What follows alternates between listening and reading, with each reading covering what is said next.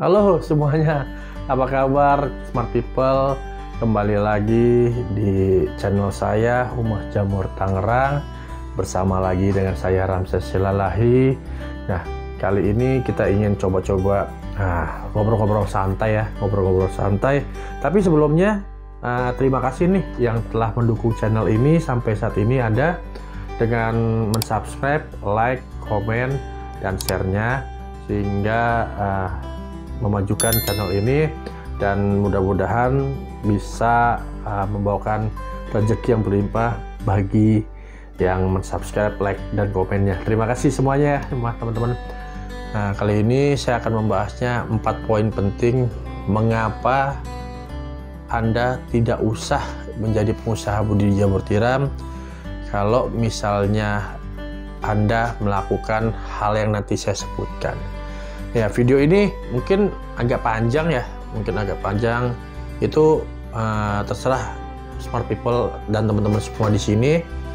Nah, kalau misal mau di-skip ya boleh, monggo.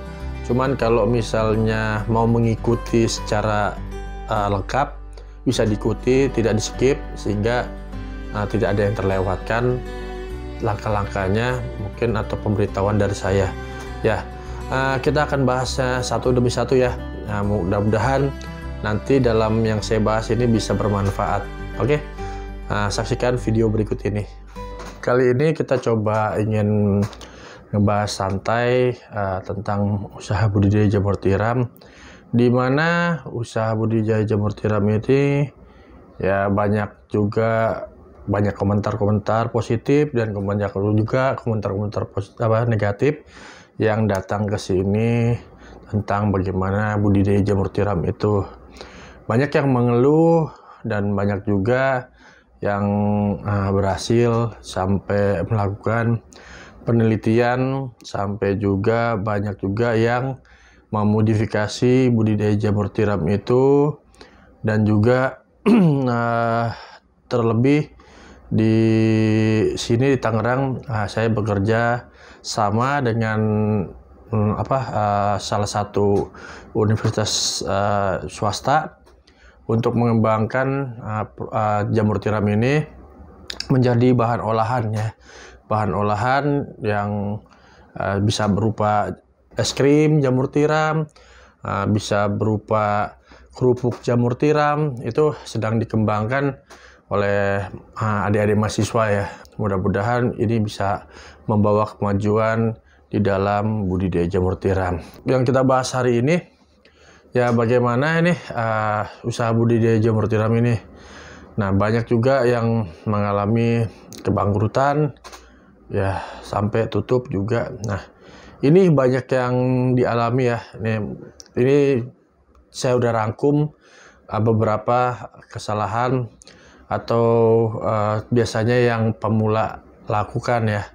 Nah, ini mudah-mudahan nanti di kolom komentar bisa ditambahkan yang ingin menambahkan bagaimana budidaya jamur tiram itu tentang jatuhnya di usaha jamur tiram ini ya. Yang pertama ini masuk ke segmen budidaya jamur tiram ya. Jadi udah menjadi suatu pengusaha. Tapi kalau misalnya ini hanya coba-coba atau mungkin baru belajar, ini belum saya kategorikan sebagai pengusaha budidaya jamur tiram. Nah, yang pertama ya itu harus kuat mental dalam segi hal, banyak hal yang harus kita harus kuat mental. Contohnya siap akan mengalami kerugian. Mengapa? Namanya kita baru belajar pasti ada namanya ya mungkin nggak sesuai dengan manisnya hitungan-hitungan di dalam secari kertas.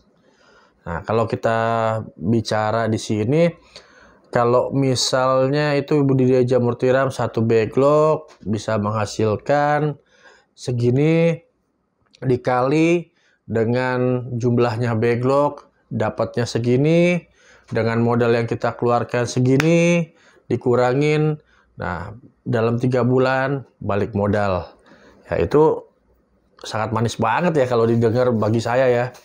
Ya, karena saya pernah melakukan hal itu ya. Sangat banget untuk saya tergoda gitu untuk kita budidaya jamur tiram. Makanya kalau misalnya smart people di sini yang tidak kuat mental, jangan sekali-sekali menjadi pengusaha budidaya jamur tiram. Bukannya mengecilkan ataukah membuat usaha budidaya jamur tiram ini tidak prospek ataukah menakut-nakuti. Tidak ada sama sekali. Saya ingin membagikan informasi yang pernah saya alami kepada teman-teman atau smart people semuanya yang ada di Indonesia. Karena ini pengalaman dari pengalaman saya. Jadi siap-siap kalau misalnya mau terjun di usaha budidaya jamur tiram, harus kuat mental dalam hal siap menerima kerugian. Karena namanya kita belajar seperti kita juga belajar atau sekolah di sekolah dasar, SMP atau SMA atau bahkan kuliah. Kita kan belajar, ya kan? Kita belajar mengeluarkan biaya. Ya kan?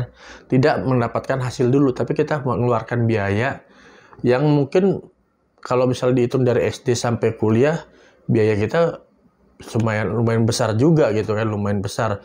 Nah, kalau dengan biaya yang sangat besar itu belum tentu kita pas pada saat kita lulus sekolah atau mungkin lulus kuliah, belum tentu gajinya yang itu kita dapatkan sesuai dengan pengeluaran yang kita udah keluarkan untuk biaya sekolah. Ya, seperti itulah budidaya jamur tiram. Apalagi kalau misalnya di budidaya jamur tiram ini otodidak seperti saya, tidak ada yang mengajari. Nah, saya ya usaha budidaya jamur tiram ini pernah mengalami kerugian sampai nominalnya itu 50 juta. Ya lumayan juga sih berasa gitu kan. 50 juta ini sangat berasa banget bagi saya gitu kan. Itulah pelajaran hidup bagi saya gitu kan. Kerugian saya 50 juta ini banyak disebabkan oleh beberapa faktor. Kita bagi lagi beberapa faktor itu yang menyebabkan kita tuh harus kuat mentalnya gitu. Yang pertama yaitu kan tadi kita tidak ada yang mengajari, jadi kita coba-coba dulu nih, coba-coba segala racikan, segala apapun kita coba. Nah itu belum tentu ada yang jadi, ada yang bagaimana, karena kita belum ada mempunyai suatu mentor yang mengajari kita. Jadi ya wajarlah kita buang biaya karena untuk mendapatkan ilmu itu gitu kan. Yang kedua, kita terlalu bernafsu, giliran sudah bisa dikit ya kita langsung pengen membesarkan usaha itu. Jadi kita mendirikan banyak kumbung gitu kan, ya mungkin sampai 5-6 kumbung, karena itu menurut saya wah saya harus ekspansi lebih cepat nih gitu. Nah itu kesalahan dari saya. Giliran mengalami suatu kendala di hama, akhirnya saya mengalami kerugian. Saya mulai tutup tuh kumbung-kumbung saya yang udah saya bangun gitu kan. Saya mulai lagi dari titik nol lagi, membangun kumbungnya mulai sedikit-sedikit aja. Jadi ya bagi pemula yang terjun di budidaya jamur tiram, sebaiknya ya jangan mengikuti langkah saya juga. Di saat sudah bisa nih, baru bisa, ya jangan langsung untuk kita ekspansi gitu besar-besaran. Karena kita harus step by step lah, ikuti langkah-langkahnya dengan benar. Jadi sedikit demi sedikit sehingga kita bisa berhasil di dalam usaha budidaya jamur tiram ini. Nah, yang selanjutnya itu ya bagi kita yang namanya baru belajar jadi pengusaha budidaya jamur tiram, ya ada baiknya kita tetap silaturahmi juga ke budidaya jamur tiram sekitar kita, sehingga ya kita bisa menemukan suatu mentor gitu kan, sehingga kita semakin lebih kuat dalam mental kita. Kalau misalnya kita kena serangan hama, kita bisa sharing, akhirnya kita bisa tidak terlalu shock gitu, tidak terlalu shock akan dampak dari kita kena hama itu.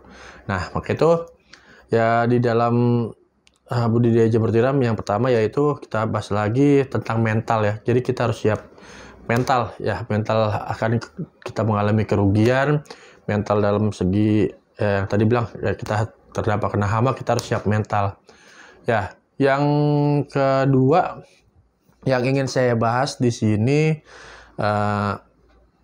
bagi para pemula jamur tiram, jangan sekali-sekali mau jadi budidaya jamur tiram jika tidak mempunyai passion di dalam mungkin pertanian ya, pertanian budidaya jamur tiram. Mengapa? Karena nanti akan mendapatkan titik jenuh gitu, titik jenuh di mana kita itu tidak menyukai suatu pekerjaan kita dalam usaha kita. Nah, karena segala sesuatu yang menurut saya jika kita tidak mempunyai suatu passion yang di budidaya jamur tiram, itu kita akan mengalami kejenuhan karena sekalinya ada masalah kayak misalnya kayak serangan hama, itu kita udah stres sendiri gitu, dan kita juga nggak bisa tenang karena kita juga nggak mencintai dengan apa yang kita lakukan pada saat ini. Tapi kalau misalnya kita mencintai suatu, kita ada bawaannya senang dengan pertanian, ya bagaimanapun ada pun masalah itu kita harus tenang dan bagaimana cari solusi. Mungkin kita coba rawat jamur itu dengan benar, kita bisa melakukan penyiramannya atau menjaga kelembapannya. Jadi kalau misalnya menurut saya kalau kita mempunyai passion di pertanian, kita cinta terhadap pertanian ini, mungkin mudah-mudahan dalam budidaya jamur tiram ini berhasil. Tapi kalau tidak mempunyai suatu passion di dunia pertanian ini, jangan sekali-sekali menjadi pengusaha budidaya jamur tiram. Yang ketiga ini, jangan cepat-cepat, jangan pengen jadi bos. Maksudnya bagaimana bang? Gitu kan. Nah, biasanya gini, yang ini pengalaman saya di usaha budidaya jamur tiram ya. Banyak petani pemula yang tidak mau capek. Ya, makanya di budidaya jamur tiram itu saya bilangin tidak seindah dengan secarik kertas dengan tulisan angka-angka dan nominal keuntungan gitu kan. Nah, di dalam proses ini namanya petani ya nggak ada yang enak ya. Karena kita harus ngaduk gitu ya, ngaduk serbuk itu lumayan gitu. Terlebih kalau kita punya penyakit asma gitu kan. Itu pada saat kita mengaduk kering aja, kalau misal kita tutup pakai masker, kita pengap, ya kan?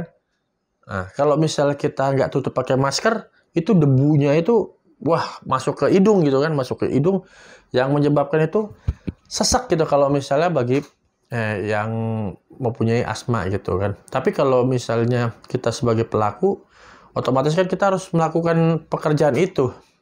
Jadi ngaduk, mencampurnya ke yang kering dulu, habis kering kita aduk lagi pakai yang kita tambahkan air, aduk lagi supaya rata. Habis itu kita setelah ngaduk bungkus gitu kan, habis bungkus kita sterilisasi, habis sterilisasi baru kita inokulasi atau memasukkan bibit gitu kan.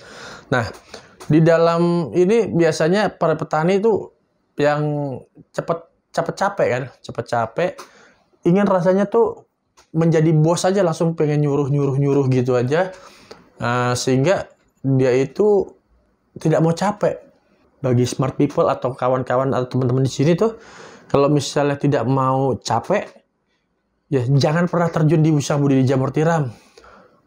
Sayang duit Anda gitu, sayang duit Anda karena akan habis dalam seketika. Karena usaha budidaya jamur tiram ini, saya bilang usaha yang bisa cepat dapat untung, bisa juga membalikkan telapak tangan dengan cepat. Dengan maksud ya kerugian dengan cepat gitu. Seberapapun habis bisa. Misalnya 30 juta, 50 juta kayak saya, itu durasinya nggak lama-lama. dalam waktu 6 bulan saya habis sekitar segitu gitu.